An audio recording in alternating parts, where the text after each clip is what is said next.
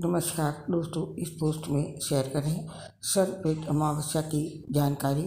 सर्वपितृ अमावस्या पितृ पक्ष का आखिरी दिन होता है। ये अमावस्या पितरों को याद करने, मोक्ष के लिए तर्पण, दान पुण्य करने और उनकी शांति प्रार्थना करने के लिए सबसे श्रेष्ठ होती है। आइए जानते हैं अश्विनी माह में ये अमावस्या किस दिन पड़ेगी और क्या इसका महत्व है। पहले जानते हैं इस अमावस्या का महत्व।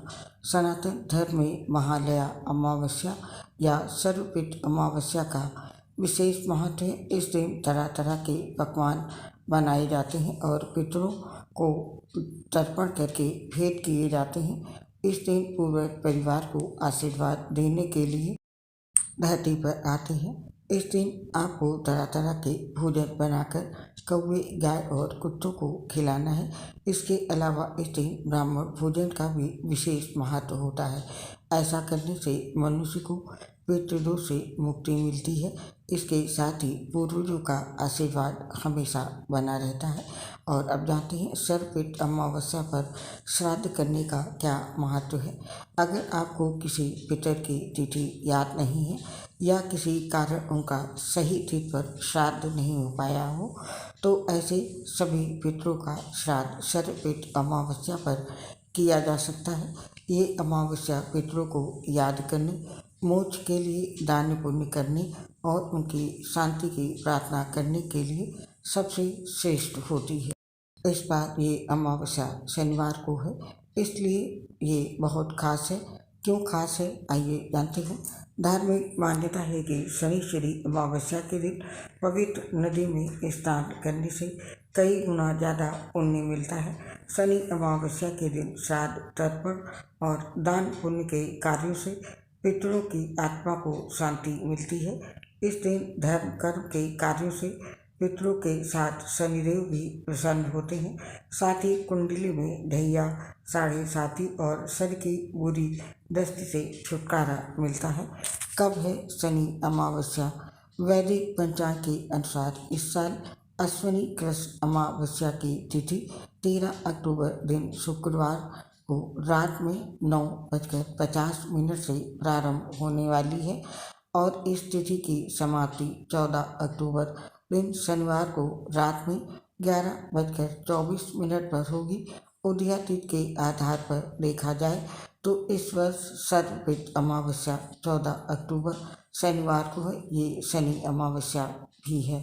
इस दिन श्राद्ध के लिए शुभ समय इस प्रकार से है।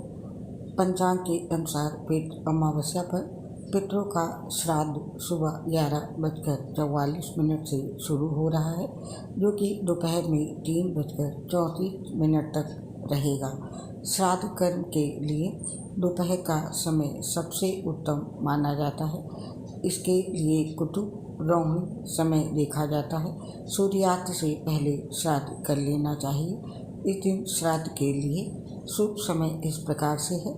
कुतुब मुहूर्त सुबह 11:44 से दोपहर के 12:30 तक है और रोहिणी मुहूर्त दोपहर में 12:30 से लेकर के दोपहर के 1:16 तक है और अपराह्न काल दोपहर 1:16 से दोपहर के 3:35 तक है। तो इस समय तक श्राद्ध संपन्न कर लेना चाहिए। और अब जानते हैं इस दिन पितरों की विदाई किस प्रकार से करनी चाहिए। अमावस्या के दिन प्रातःकाल स्नान कर सफ़ेद वस्त्र पहनें। स्नान के बाद सूर्य को अर्घ्य दें और नदी या झील के किनारे पिंडदान करें। पितरों को दूध, कुसा, तिल, पुष्प और सुगंध जल अर्पित करें। अमावस्या के दिन भोजन में खीर, पूरी और सब्जी ही बनाएं। अपने पितरों को याद कर उनसे भोजन ग्रहण करने की प्रार्थना करें। सर्वपितृ अमावस्या पर दोपहर को ही भोजन कराएं और श्राद्ध करें। तत्पश्चात ब्राह्मण को भोजन कराएं और दान दक्षिणा आदि देकर उनका आशीर्वाद लें। सर्वपितृ अमावस्या के दिन पंचबली और हवन अवश्य कराएं। ब्राह्मण को भोजन कराने के बाद घर के सभी सदस्यों को एक साथ भोजन करना चाहिए। भोजन करने के बाद पितरों की आत्मा की शांति के लिए प्रार्थना करें। सर्वपितृ अमावस्या पर गाय, कुत्ते और कौवे को भोजन जरूर खिलाएं। इस दिन हरे चारे का दान करें और घर के द्वार पर खाने पीने की वस्तुएं जरूर रखें। सर्वपितृ अमावस्या पर पीपल के पेड़ का पूजन अवश्य करें। पूर्वजों के नाम पर निर्धनों को वस्त्र दान, रक्तदान, भोजन दान, वृक्षारोपण आदि अवश्य करें।